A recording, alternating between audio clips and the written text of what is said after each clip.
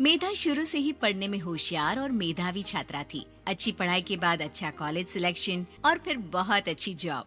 तूने तो मेरा नाम रोशन कर दिया मेधा। अरे लेकिन ये जो काम करने का तरीका है ना, इसे बदल ले। 18 घंटे काम करेगी तो कल को बच्चा कैसे संभालेगी? तुम्हारी तरह पागल नहीं हूँ माँ, जो बच्चे और परिवार में फंस जाऊँ। मैं तो जिंदगी खुल कर जीऊंगी। सब कहने की बात होती है बेटा, अपने बच्चे का सुख हर कोई चाहता है। वक्त बीतता है और मेधा की शादी हो जाती है। शादी के कुछ सालों में ही मेधा एक सुंदर से बेटे की माँ बन जाती है। अरे यार, मेरी मैटरनिटी लीव खत्म हो रही है, क्या करें? माँ भी नहीं आ सकती, कैसे मैनेज करूँ? ऐसा करते हैं, इसके लिए एक केयर टेकर रख लेते हैं, वो देखा करेगी इसे। मेधा को पति की बात जंच जाती है और वो केयर टेकर की तलाश शुरू कर देती है। एक दिन उन लोगों के घर एक महिला आती है जो दिखने में पढ़ी लिखी लगती है। जी, क्या काम है आपको? मैम, मेरा नाम स्नेहा है। आपका एड देखा केयर टेकर का, क्या मैं आपके यहाँ काम कर सकती हूँ? हाँ, क्यों नहीं, लेकिन आप तो अच्छे घर की लगती हैं, फिर नौकरी क्यों? दरअसल मेरे ससुराल वालों ने मुझे घर से निकाल दिया क्योंकि मैं माँ नहीं बन सकती और माता पिता भी नहीं है इस दुनिया में। तो अरे अरे, कोई बात नहीं, तुम लक्ष्य को ही अपना बच्चा समझो और यहीं रहना, और किसी भी चीज की जरूरत हो ना तो बता देना। नेहा खुशी खुशी लक्ष्य को संभालने लगती है। रात को जब मेधा घर पर आती है, अरे क्या बात है स्नेहा, तुमने खाना नहीं खाया क्या? अरे दीदी, आपका बेटा टाइम दे तब ना। अरे तो जब वो सोता है तब खा लिया करो। तब तो मैं इसके पास ही बैठी रहती हूँ। कोई मच्छर या कीड़ा काट ले लक्ष्य को तो अब आप पकड़ो, मैं खाना खा लेती हूँ। स्नेहा वहाँ से चली जाती है। बहुत ही अच्छे से ख्याल रख रही है ये लक्ष्य का। मेधा, इतना तो शायद तुम भी ध्यान नहीं देती। मेधा को पति की बात बुरी तो लगती है, लेकिन कुछ नहीं कहती। धीरे धीरे स्नेहा मेधा और उसके पति के साथ बाहर भी जाने लगी। सुनो, स्नेहा को भी बाजार ले चलते हैं, वो क्या है ना, लक्ष्य को देख लेगी जब तक मैं शॉपिंग कर लूंगी। हाँ हाँ चलो, वैसे मैं चाह रहा था कि लक्ष्य को लेकर हम दोनों ही चलते।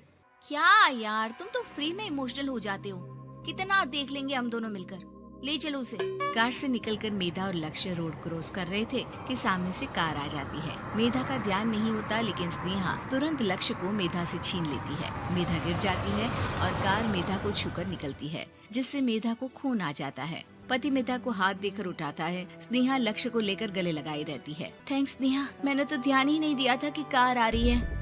स्नेहा का गुस्सा मालकिन पर टूट पड़ता है। अरे कैसी माँ है आप, अगर आज कुछ लक्ष्य को हो जाता तो मैं आपको कभी माफ नहीं करती। छोटा सा बच्चा है, उसे चोट लगती है तो पता है कितनी तकलीफ होती है। पति भी स्नेहा को देखने लगता है कि उसे क्या हो गया।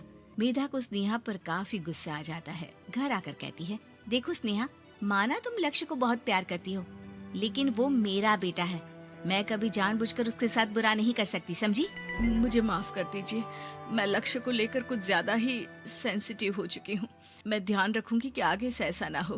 मेधा का मन स्नेहा से अब हटने लगा था। एक शाम मेधा ऑफिस से घर आती है कि लक्ष्य उसे दिखाई नहीं देता और ना ही स्नेहा। वो स्नेहा के कमरे में जाती है जहाँ दोनों सो रहे होते हैं। अरे स्नेहा, लक्ष्य को आज इस कमरे में क्यों सुला दिया? दीदी, मुझे नींद आ रही थी, ऐसे में उसे कमरे में अकेले लिटाना मुझे ठीक नहीं लगा। मेधा बच्चा उठाने लगती है कि स्नेहा टोक देती है। रहने दीजिए ना दीदी, सो रहा है, फालतू में नींद खराब हो जाएगी। मेधा को गुस्सा आ जाता है और वो बच्चा उठाकर वहाँ से चली जाती है। अगले दिन मेधा स्नेहा को बुलाती है, साथ में एक और लड़की खड़ी होती है। स्नेहा, अब तुम अपना कुछ और देख लो, हम लोगों को नई केयर टेकर मिल गई है, तुम इस हफ्ते घर छोड़ देना। स्नेहा का मन लक्ष्य को छोड़ने का नहीं करता, लेकिन नौकरी तो नौकरी होती है ना। स्नेहा घर से चली जाती है। धीरे धीरे महीने और साल बीतते जाते हैं और लक्ष्य एक नौजवान लड़का हो जाता है। लक्ष्य, आज मुझे मंदिर जाना है, ले चलोगे? ठीक है माँ, एक काम करके अभी वापस आता हूँ, तब तक आप और पापा दोनों तैयार हो जाइए। दोनों तैयार होकर बैठ जाते हैं, लेकिन लक्ष्य काफी देर तक नहीं आता। अरे मेधा, फोन तो करो लक्ष्य को, देखो क्या हो गया उसे। मेधा फोन करती है तो पता चलता है कि लक्ष्य का एक्सीडेंट हो गया है और वो सिटी अस्पताल में है। जल्दी चलिए, पता नहीं कैसा होगा मेरा बेटा। अरे चिंता ना करो, सब ठीक होगा, मैं अभी कार निकालता हूँ। दोनों मियाँ बीवी अस्पताल पहुँचते हैं, जहाँ वो लोग देखते हैं कि लक्ष्य बिस्तर पर पड़ा होता है। एक महिला इन्हें यहाँ लेकर आई है, वो वहाँ बैठी है, लेकिन फिलहाल तो आप लोगों को इनके लिए किडनी का प्रबंध करना होगा। एक्सीडेंट में इसकी किडनी डैमेज हो गई है। मेरी ले लीजिए डॉक्टर साहब, मेरे बेटे को बचा लीजिए। नहीं नहीं, आप माँ हैं, आपकी नहीं ले सकते, पिता की भी नहीं।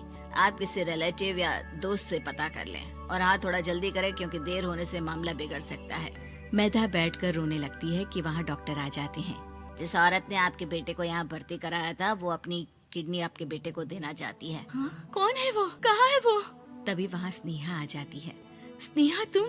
मैं लक्ष्य को पहचान नहीं पाई थी, लेकिन आप लोगों को देखकर समझ गई कि ये लक्ष्य है, इसलिए वापस आ गई।